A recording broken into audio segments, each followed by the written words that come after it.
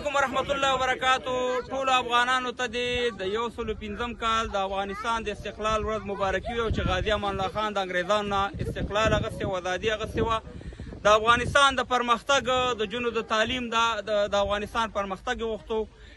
په هغې سلسله کې موږ په مختلفو هیوادونو کې زموږ افغانان راغونډ شوي دي. د استقلال ورځ پرون چا ومانځلې، نن موږ په انګلستان په لیډز ښار کې منځو.